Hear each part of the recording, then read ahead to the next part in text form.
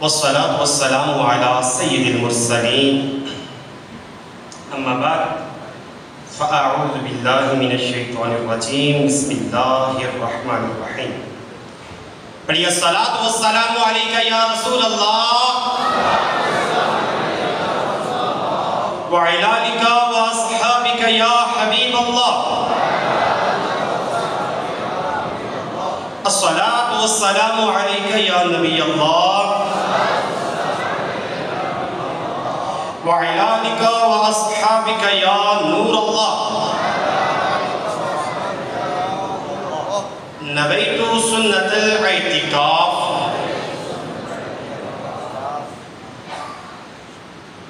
ماشاءاللہ بڑے ذوق شوق اور محبت کے ساتھ آپ بیٹھے ہوئے ہیں۔ اللہ تبارک و تعالیٰ سب کا بیٹھنا قبول فرمائے۔ اور جتنے بھی عاشقان رسول یہاں پر موجود ہیں سب کو حج بیت اللہ کی اور بار بار مدینے کی زیارت عطا فرمائے۔ حضور نبی رحمت صلی اللہ علیہ وآلہ وسلم کا فرمان عالی شان ہے، قیامت کے دن علماء کرام کو، محدثین کرام کو، جنہوں نے حدیث کا کام کیا، فقہ کا کام کیا، تفسیریں لکھی، دین کا کام کیا، اللہ تبارک و تعالی ان علماء کو فرمائے گا سارے کے سارے جنت میں داخل ہو جاؤ۔ اچھا، علماء محدثین جنت میں چلے جائیں گے۔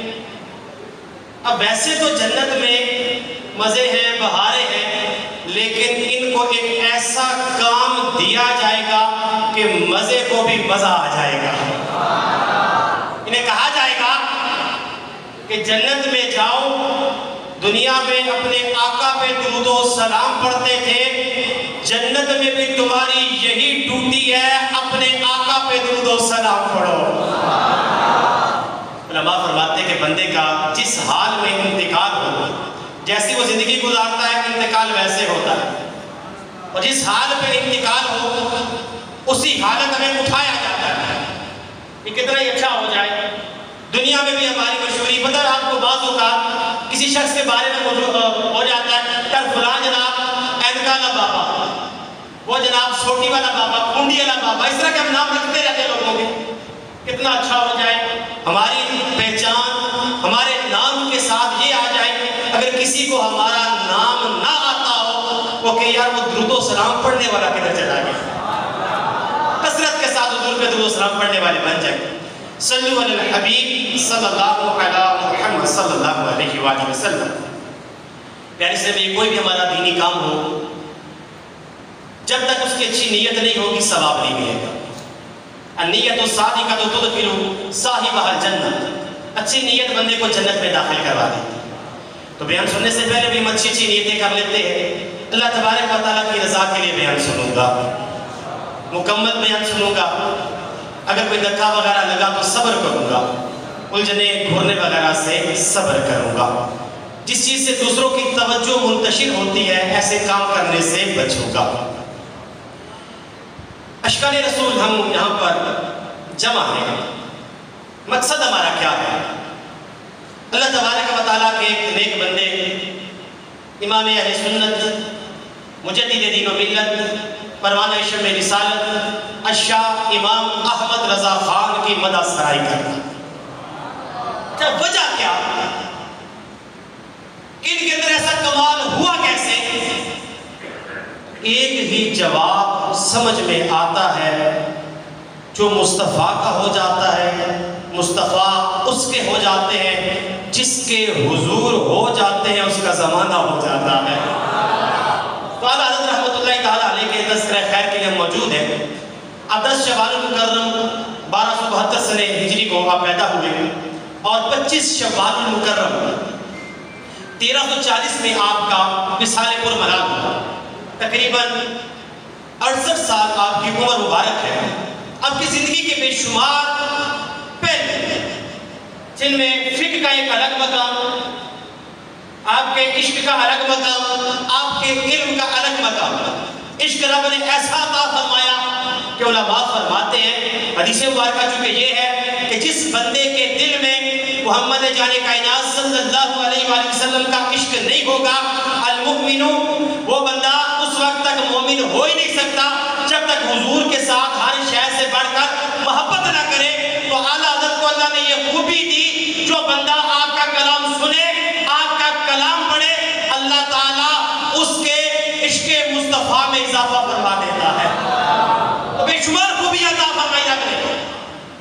سے ایک خوبی میں آپ کے سامنے عرض کرنا چاہتا ہوں. اعلیٰ حضرت رحمت اللہ تعالیٰ علیہ آپ 14ویں صدی کے مجدد ہیں. کیا ہے؟ سارے بول لیں گے ذرا اچھا ہو جائے گا. 14ویں صدی کے مجدد. کہ لفظ ہم نے ہو سکتا ہے کئی مرتبہ پہلے بھی سنا. اگر معنی آتا ہے تو اچھی بات، نہیں آتا تو ہمارے ان حلقوں کا، ہمارے ان اجتماعات کا مطلب کیا، مقصد کیا ہوتا ہے؟ ہم کچھ سیکھنے والے بن جائیں. گائے بگائے کبھی ہم تیجے کا ختم کروا رہے ہیں، 10ویں کا ختم کروا رہے ہیں، 40واں کروا رہے ہیں، جمعرات کا ختم کروا رہے ہیں، 11ویں شریف کروا رہے ہیں، 12ویں شریف کروا رہے ہیں. مقصد کیا؟ لوگ اکٹھے ہو رہے ہیں تاکہ دین کا پیغام ایک اچھے طریقے سے پہنچ جائے. تو مجدد کہتے کسے ہیں؟ یہ ہو سکتا ہے 2-4 جملے میں یا 2-3 منٹ کی گفتگو کچھ اسلامی بھائیوں کے لیے مشکل ہو جائے، لیکن خیر ہے، کوئی امید ہے چل جائے گا. مجدد یہ باب تفعیل کا اسم فاعل کا صیغہ ہے. اور باب تفعیل کے خاصیات اگر دیکھیں ان میں سے ایک خاصہ ہے تحویل، پھیرنا، تحویل. اس کا مطلب کیا؟ صاحب ماخذ بنا دینا یا پھر حامل ماخذ بنا دینا. یعنی جو چیز کسی اور کے اندر موجود ہے، جو لفظ باب تفعیل پر آئے گا، اس کے اندر ویسی خوبی آ جائے گی. اب آسان کرتے ہیں. ایک لفظ ہے جدید. جدید کا مطلب کیا؟ نئی چیز. تجدید کیا ہوگا؟ مثل جدید. یعنی دین کو مجدد آ کر نیا نہیں بنائے گا. کوئی نیا دین ہے ہی نہیں. دین کے بارے میں رب نے کیا فرمایا؟ اليوم اکملت لکم دینکم. آج کے دن میں نے تمہارے لیے تمہارا دین مکمل کر دیا. اب یہ پانی کا گلاس فل بھرا ہوا ہو، اسے بتائیے ایک قطرہ اور پانی کی گنجائش ہوگی؟ جب دین مکمل ہے، گنجائش ہی نہیں، کوئی نیا دین نہیں آ سکتا. مجدد کیا کرتا ہے؟ یہ اس کی تجدید کرتا ہے. آسان مثال سمجھیں کہ ٹیبل اگر آپ نیا لے کر آئیں تو نیا ہوتا ہے، چمک رہا ہوتا ہے، کوئی پالش کی حاجت نہیں. کچھ ٹائم گزر جائے ٹیبل وہی ہے، لیکن ہم کہتے ہیں پالش ہو جائے. گاڑی بعض اوقات کوئی دھول مٹی لگ جاتی ہے، سروس کروا لیتے ہیں. یہ کیا ہوتا ہے؟ ریفریش ہو گئی، تازہ ہو گئی. جب ہوتی ہے سروس اس کے بعد کیا کہتے ہیں؟ وہ جی وہ چیز جناب اب نہیں ہوگی، اب تازی ہو گیا دوبارہ. تو دین مجدد کیا کرتا ہے کہ نیا دین لے کر نہیں آتا. زمانہ گزرنے کے ساتھ ساتھ کچھ لوگ ایسا کرتے ہیں، دین میں ان چیزوں کو ایڈ کر دیتے ہیں جو دین کا حصہ نہیں، یا دین میں کچھ چیزیں ہوتی ہیں وہ لوگ ان چیزوں کو دین سے نکال دیتے ہیں. ایک چھوٹی سی مثال لے لیجئے. ایک بڑا عربی کا مشہور زمانہ جملہ ہے، عند ذکر الصالحین تنزل الرحمہ. جہاں پر اللہ کے نیک بندوں کا ذکر ہو، اللہ کی رحمت کا نزول ہو جاتا ہے. اب بتائیے اللہ کے نیک بندوں کا ذکر ہو، رب کی رحمت نازل ہو جائے، تو جہاں پہ اللہ والا خود موجود ہوگا اس جگہ کا عالم کیا ہوگا؟ ہم جاتے ہیں مزارات پر، اولیاء کے قرب میں جانے سے دعائیں قبول ہو جاتی ہیں، لیکن یہاں پر کچھ لوگوں نے ایڈ کر دیا، کچھ نے لیس کر دیا. ایڈ کرنے والوں نے کیا کیا؟ جا کر بابا جی کے سجدے کرنے شروع کر دیے، جھکنا شروع کر دیا. یہ غلط ہے.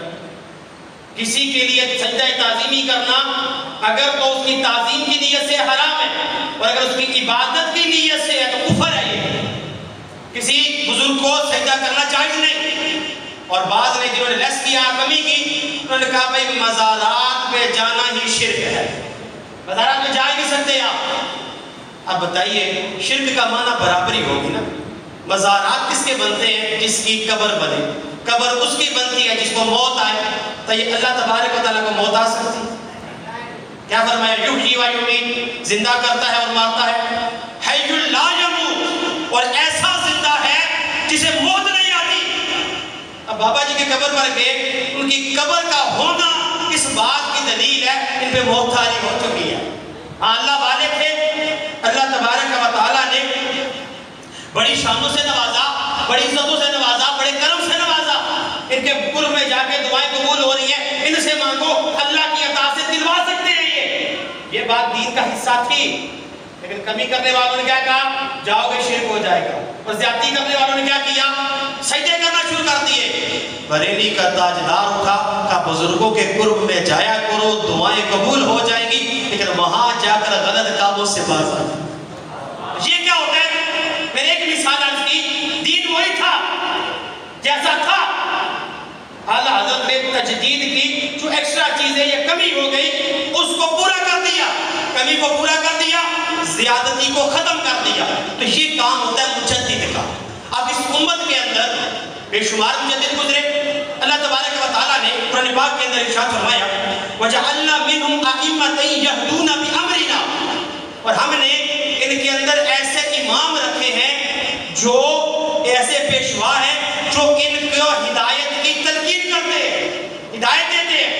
علماء فرماتے ہیں اس سے مراد مجددین ہیں، جو دین کی تجدید کر رہے ہیں، دین کا کام کر رہے ہیں۔ اور حضور نبی رحمت صلی اللہ علیہ وسلم نے ارشاد فرمایا، ابو داؤد شریف کی حدیث مبارکہ ہے، حدیث نمبر 4691، ارشاد فرمایا ان اللہ یبعث لهذه الامه على راس كل 100 سنه من يجدد لها دینها، کہ اللہ تبارک و تعالی ہر 100 سال پر اس امت میں ایک ایسے مرد کلندر کو بھیجتا ہے جو ان کے دین کو تازہ کر دیتا ہے۔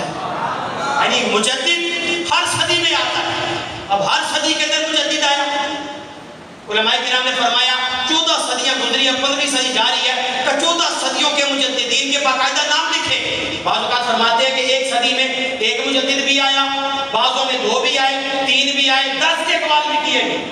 کچھ بزرگوں کے نام کہ کون سی صدی کا کون سا مجدد ہے، ہم کچھ نام حصول برکت کے لیے سن لیتے ہیں، کیونکہ بزرگوں کا تذکرہ بار بار ہوگا، رب کی رحمت کا نزول بھی بار بار ہو جائے گا۔ تو پہلی صدی کے مجدد حضرت عمر بن عبدالعزیز رضی اللہ تعالیٰ عنہ کو کہا گیا۔ ذہن میں سوال آتا ہے کہ عمر بن عبدالعزیز یہ تو بہت بات جا کے پیدا ہوئے، پہلی صدی میں تو آقا کریم صلی اللہ علیہ وسلم موجود ہے، صحابہ کرام موجود ہیں، تو مجدد تو انہیں ہونا چاہیے۔ دیکھیے حضور دین لے کر آنے والے ہیں، صحابہ کرام دین کے محافظ ہیں، ہر صحابی وہ دین کا محافظ ہے۔ جب تک صحابہ کرام کا دور مبارک رہا کبھی دین کے اندر کوئی رکھنا آیا ہی نہیں۔ دیکھیے حضور نبی رحمت صلی اللہ علیہ وسلم کے وصال کے بعد 30 سال تک خلافت راشدہ کا دور ہے، 29 سال اور 6 مہینے ہوئے تھے مولا علی کی شہادت ہوئی، پھر 6 مہینے جو رہ گئے تھے کہ امام حسن مجتبیٰ نے پورے کیے، اور آپ اس کے بعد حضرت امیر معاویہ رضی اللہ تعالیٰ عنہ کے حق میں دستبردار ہوئے۔ اب آگے 20 سال حضرت امیر معاویہ کے ہیں، اس دور میں کوئی فتنہ برپا نہیں ہوا۔ اگر ہوتا تو حسین جو یزید کے سامنے 72 تن شہید کروا سکتا ہے، کیا امیر معاویہ کے مقابلے کھڑا نہ ہو جاتا؟ امام حسن موجود، امام حسین موجود، اس وقت فتنہ آیا نہیں۔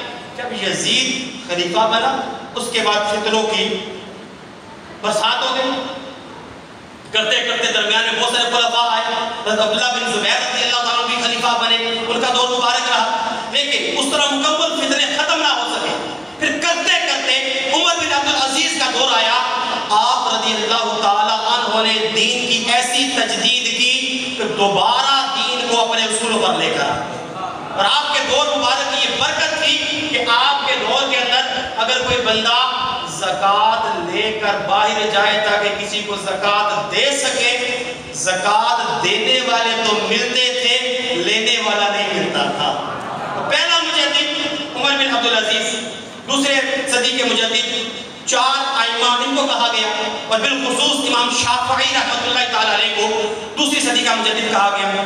تیسری صدی میں امام ابو جعفر طحاوی، امام طبری اور عقائد کے 2 بزرگ ہیں، ابو منصور ماتریدی اور ابو الحسن اشعری رحمۃ اللہ تعالیٰ علیہ۔ چوتھی صدی میں ابو حامد اصفہانی اور امام باقلانی۔ 5ویں صدی میں صلاح الدین ایوبی کو بھی کہا گیا اور امام محمد بن محمد غزالی کو بھی کہا گیا۔ 6ٹھی صدی ہجری کے اندر امام فخر الدین رازی اور میرے اور آپ سب کے آقا مولا جن کے نام کی 11ویں کھاتے ہو حضور غوث پاک کو 6ٹھی صدی کا مجدد کہا گیا۔ 7ویں صدی میں امام تقی الدین ابن تقی اور شیخ شہاب الدین سہروردی رحمۃ اللہ تعالیٰ علیہ۔ 8ویں صدی میں خواجہ نظام الدین اولیاء، علامہ بلقینی اور امام جزری۔ 9ویں صدی میں امام سیوطی اور امام سخاوی۔ 10ویں صدی میں امام ملا علی قاری۔ 11ویں صدی میں شیخ سرہندی، نام کیا ہے؟ احمد۔ جو میں نام لیا شاید کسی کو سمجھ نہ آیا ہو، ایک اور نام لیں گے سب کو پتا چل جائے گا، مجدد الف ثانی۔ شیخ احمد سرہندی نام ہے آپ کا، لیکن کہتے کہ یہ ایسا مجدد ہے، الف کہتے ہیں ہزار کو، ہزار کے بعد جو پیدا ہو، کب بقیہ مجدد ان کی اپنی شانیں ہیں، ہر 100 سال بعد آئے، لیکن شیخ سرہندی یہ وہ ہیں جو اکبر بادشاہ کے سامنے کھڑے ہوئے، ان کے سامنے آنکھوں میں آنکھیں ڈال کے کھڑے ہوئے، یہ وہ مجدد ہے جو 1000 سال کے بعد پیدا ہوا۔ شیخ احمد سرہندی مجدد الف ثانی۔ اس کے بعد 12ویں صدی میں بادشاہ سلطان اورنگزیب عالمگیر، انہوں نے 500 علماء کی موجودگی میں فتاوی ہندیہ شریف مرتب کروایا، اسی لیے اس کو فتاوی عالمگیری کہتے ہیں۔ اور 12ویں صدی میں مزید علامہ عبدالغنی بن اسماعیل نابلسی رحمۃ اللہ تعالیٰ علیہ، جن کی کتاب اصلاح اعمال کے نام سے مکتبۃ المدینہ نے شائع کی۔ 13ویں صدی میں شاہ عبدالعزیز محدث دہلوی اور ابن عابدین شامی رحمۃ اللہ تعالیٰ علیہ رد المختار کے مصنف، اور 14ویں صدی میں ایک ہی مجدد نظر آیا، شعر تو یاد نہیں، لیکن کہا گیا اگلوں نے جتنی بھی دین کی خدمت کی، اس صدی میں اس تنہا رضا کا ہے۔ تو یہ پھر مجدد تشریف لے آئے۔ اچھا، مجدد کی علامات کیا ہے؟ مجدد کے لیے کیا کوئی قرآن پاک کی آیت نازل ہوگی یا حدیث مبارکہ کو بیان کی جائے گی کہ یہ مجدد ہے؟ مجدد کے لیے بزرگ فرماتے ہیں کہ مجدد کے لیے اب چونکہ قرآن پاک جو نازل ہونا تھا وہ نازل ہو چکا اور مکمل ہے، قرآن پاک کا ایک حرف بڑھ نہیں سکتا، ایک حرف کم نہیں ہو سکتا، زبر زیر شد مد پیشی کمی بیشی نہیں ہو سکتی، جو ہے وہی رہے گا۔ تو مجدد کا پتہ کیسے چلے گا؟ تو علامہ جلال الدین سیوطی رحمۃ اللہ تعالیٰ علیہ ارشاد فرماتے ہیں، اس دور کے بڑے علماء جس بڑے عالم کے بارے میں اکٹھے ہو جائیں کہ یہ اس صدی کا مجدد ہے، اسی کو اس صدی کا مجدد تسلیم کر لیا تھا۔ پھر آپ نے علامہ شریف الحق امجدی رحمۃ اللہ تعالیٰ علیہ نے 5 علامات بیان کی کہ مجدد وہ ہوگا جس کے اندر 5 علامتیں پائی جائیں، اور پانچوں کی پانچوں اعلیٰ حضرت میں بھی ہیں، اور گزشتہ جتنے بھی مجددین گزرے جن کے نام لیے گئے سب کے اندر وہ 5 علامتیں پائی جاتی ہیں۔ پہلی علامت سے بیان کی گئی، کہا وہ 2 صدیوں کے آئے گا، ایک صدی اینڈ ہو رہی ہوگی، دوسری صدی کی ابتدا ہو رہی ہوگی، مجدد آئے گا۔ اب اعلیٰ حضرت کا پیدا ہوئے 1272 میں، 13ویں صدی کا اختتام، اور انفصال کب ہے؟ 1340 میں، 14ویں صدی کی ابتدا۔ دوسری بات بیان فرماتے ہیں مجدد وہ ہوگا جس کے اندر علم، فضل، ورع، تقوی، استقامت فی الدین، تحریر و تقریر اور تمام میں سب سے نمایاں ہوگا۔ اعلیٰ حضرت رحمۃ اللہ تعالیٰ علیہ کو اللہ تعالیٰ نے تقوی کیسا عطا فرمایا؟ پیارے سے بھائیوں، ہمارے پڑوسی نا یہ ہمارے حالات کو جانتے ہیں، کبھی کسی کے بارے میں کوئی تعریف کرے نا، پاس کا پڑوسی کھڑا ہو، پڑوسی کہتا ہے جناب ہم تعریف کر رہے ہیں، جناب جیسے ہیں ہم جانتے ہیں وہ کیسے۔ حضرت فاروق نے کے سامنے کسی نے تعریف کی کسی کی، کہا فلاں شخص بڑا اچھا ہے، آپ نے 3 سوال کیے، فرمایا تمہارا پڑوسی ہے؟ کہا نہیں۔ کہا اس کے ساتھ کبھی سفر کیا؟ کہا نہیں۔ کہا اس کے ساتھ کبھی لین دین کیا؟ کہا نہیں۔ پھر کہا کیسے کہہ سکتے تمہارا اتنا اچھا ہے؟ جس کے بارے میں پڑوسی کہے یہ اچھا ہے تو وہ اچھا ہوتا ہے۔ اعلیٰ حضرت رحمۃ اللہ تعالیٰ کے پڑوس میں ایک بزرگ رہتے تھے، محمد شاہ کا نام تھا، اور حاجی منتھن ان کو کہا جاتا۔ ایک بار سید قنات علی شاہ صاحب کہتے میں نے دیکھا کہ حاجی منتھن اعلیٰ حضرت کے دروازے مبارک کے آگے جو ڈیوڑی وغیرہ ہے اس پہ جھاڑو دے رہے۔ اب بندہ زمیندار، لینڈ لارڈ، اور عمر میں اعلیٰ حضرت سے بڑا، اعلیٰ حضرت کے دروازے کے آگے جھاڑو دے رہا ہے۔ کہا حضور آپ جھاڑو نہ دے، اتنے بڑی عمر کے ہیں؟ کہا جی میرے مرشد خانہ ہے۔ قنات علی شاہ صاحب کہتے ہیں مجھے اسی دن پتا چلا یہ بھی اعلیٰ حضرت کے مرید ہوئے، پتہ نہیں تھا کیا مرید ہوئے۔ کہا کب مرید ہوئے؟ کہا دیکھو میں نے اعلیٰ حضرت کا بچپن بھی دیکھا، لڑکپن بھی دیکھا، جوانی بھی دیکھی، ادھیڑ عمر بھی دیکھی، بڑھاپا بھی دیکھا، میں نے جس زمانے میں بھی دیکھا اعلیٰ حضرت کو بے مثل و بے مثال پایا، تب جا کر حاجی منتھن کا مرید ہوا ہے۔ تقوی کا یہ عالم تھا، اور علم کا عالم کیا تھا؟ 8 سال کی عمر میں رضاعت کا دودھ، یہ جو عورتیں کسی دوسرے بچے کو دودھ پلا دیتی ہیں، رضاعت کا مسئلہ آپ نے حل کر دیا۔ 8 سال یا 10 سال میں ہدایت الناب کی عربی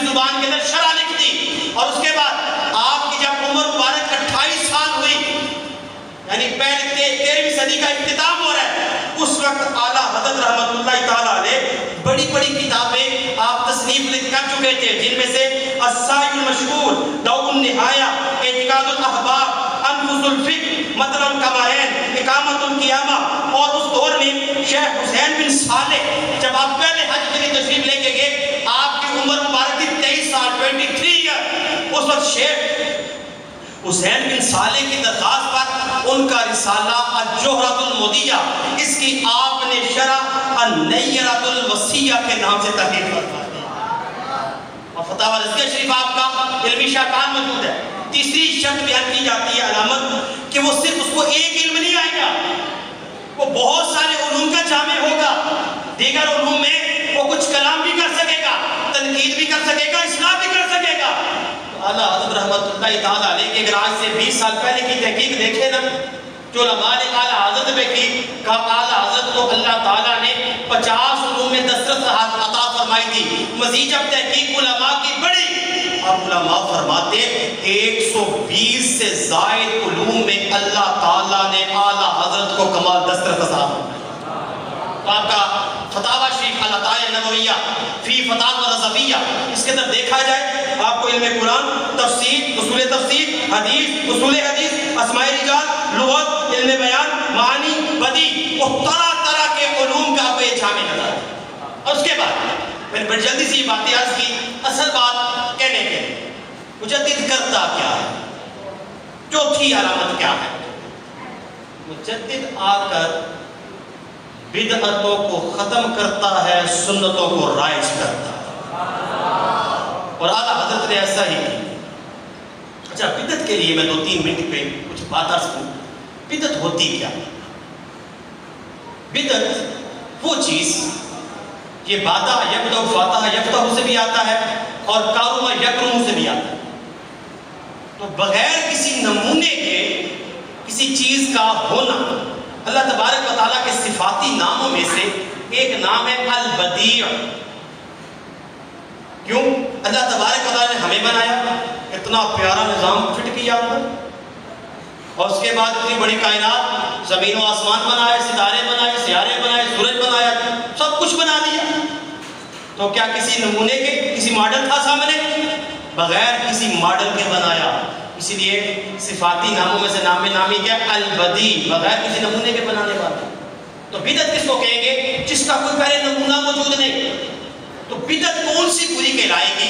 وہ بدعت جس میں اسلام میں کوئی پہلے نمونہ موجود نہیں۔ اگر سنت میں کوئی نمونہ موجود ہے یا اس کی کوئی اصل موجود ہے، یہ کام بدعت نہیں کہلائے گا۔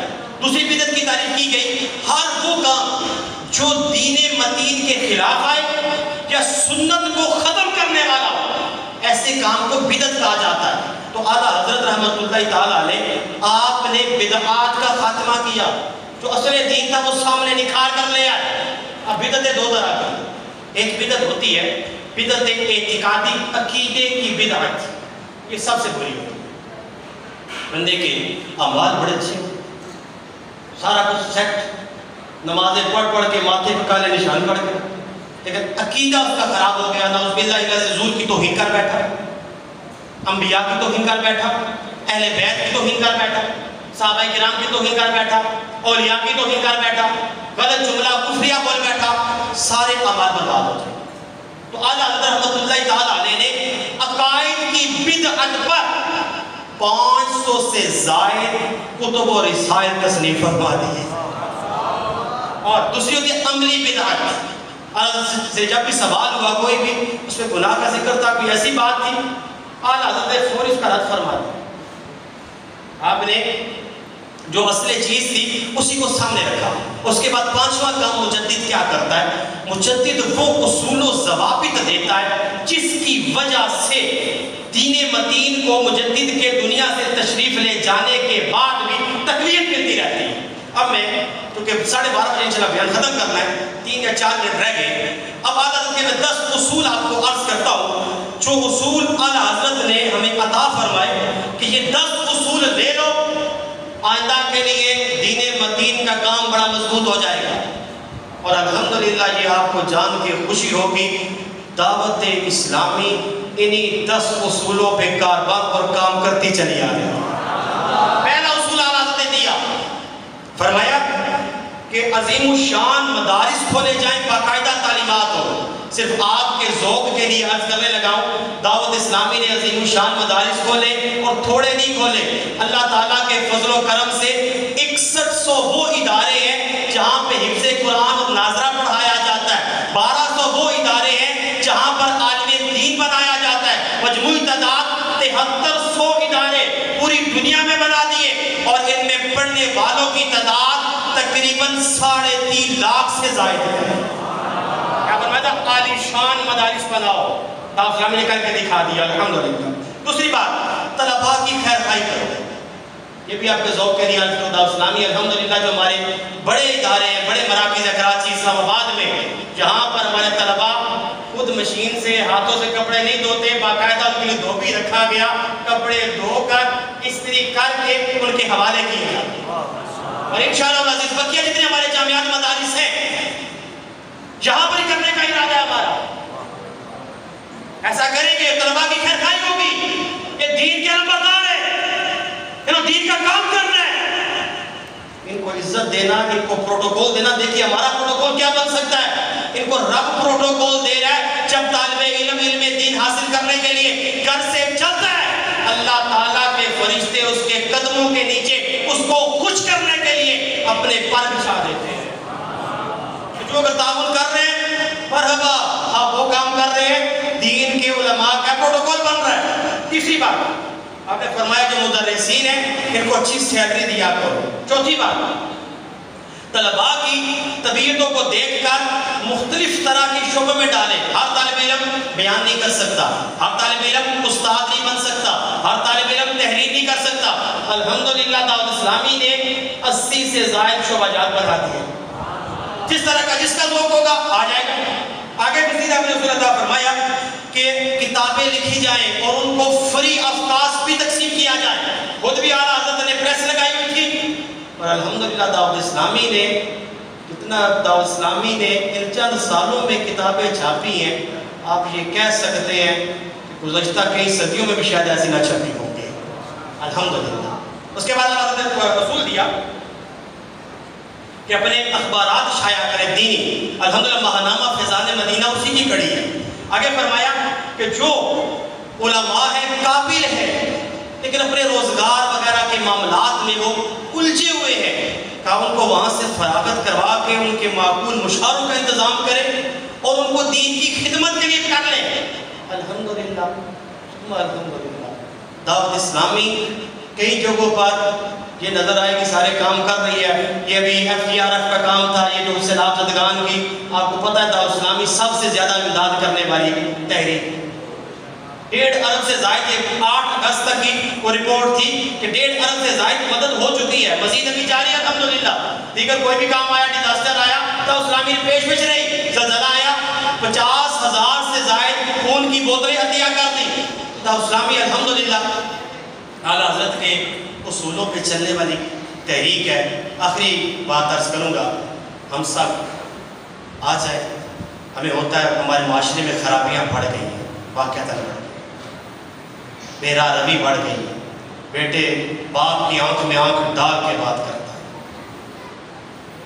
آ جائیے، خود بھی دعوت اسلامی میں اپنے بچوں کو بھی دیں، انشاءاللہ العزیز عمل کی اصلاح بھی ہوگی، عقیدے کی اصلاح بھی ہوگی، گھر کی بھی اصلاح ہوگی، معاشرے کی بھی اصلاح ہوگی۔ آخر میں ایک نعرہ لگا لیتے ہیں، عشق و محبت، عشق و محبت، عشق و محبت، عشق و محبت، عشق و محبت۔